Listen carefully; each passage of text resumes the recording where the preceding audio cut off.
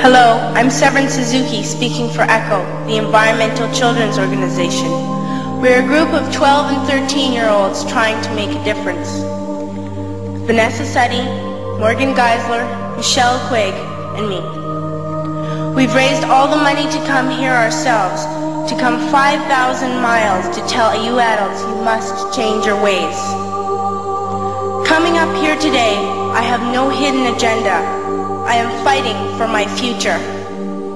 Losing my future is not like losing an election or a few points on the stock market. I am here to speak for all generations to come.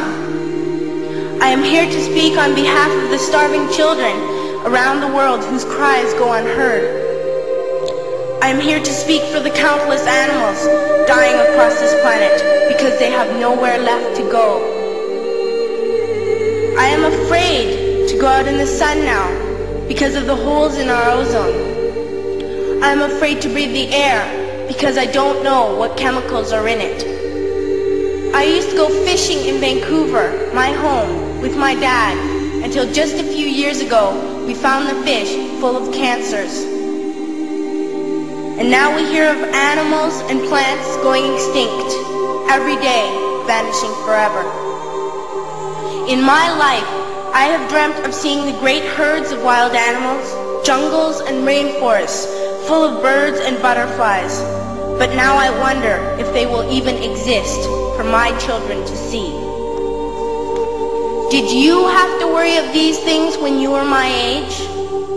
All this is happening before our eyes, and yet we act as if we have all the time we want and all the solutions. I'm only a child and I don't have all the solutions. But I want you to realize, neither do you. You don't know how to fix the holes in our ozone layer.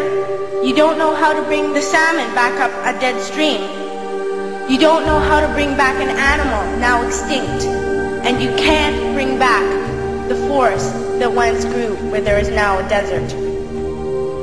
If you don't know how to fix it, please stop breaking it. Here, you may be delegates of your government, business people, organizers, reporters, or politicians, but really, your mothers and fathers, sisters and brothers, aunts and uncles, and all of you are someone's child. I'm only a child, yet I know we are all part of a family, 5 billion strong, in fact 30 million species strong. And borders and governments will never change that. I'm only a child, yet I know we are all in this together and should act as one single world towards one single goal. In my anger, I am not blind, and in my fear, I am not afraid of telling the world how I feel. In my country, we make so much waste. We buy and throw away, and yet northern countries will not share with the needy. Even when we have more than enough, we are afraid to share. We are afraid to let go of some of our wealth. In Canada, we live the privileged life, with plenty of food, water, and shelter. We have watches, bicycles, computers, and television sets. The list could go on for 2 days. 2 days ago, here in Brazil, we were shocked when we spent time with some children living on the streets. This is what one child told us. I wish I was rich. And if I were, I would give all the street children food, clothes, medicines, shelter, and love and affection.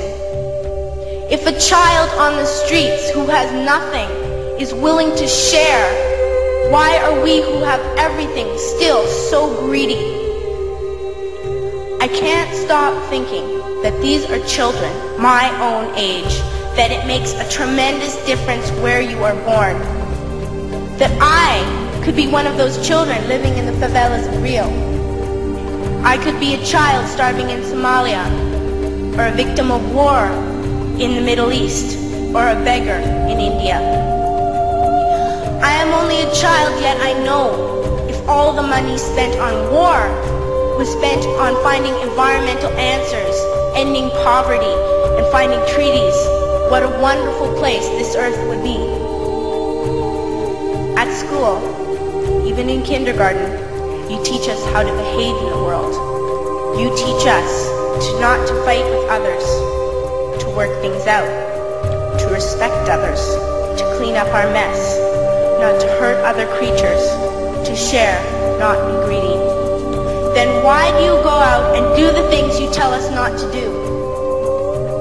Do not forget why you are attending these conferences, who you're doing this for. We are your own children. You are deciding what kind of a world we are growing up in. Parents should be able to comfort their children by saying, everything's going to be all right. It's not the end of the world, and we're doing the best we can. But I don't think you can say that to us anymore. Are we even on your list of priorities? My dad always says, you are what you do, not what you say. Well, what you do makes me cry at night. You grown-ups say you love us, but I challenge you, please, make your actions reflect your words. Thank you.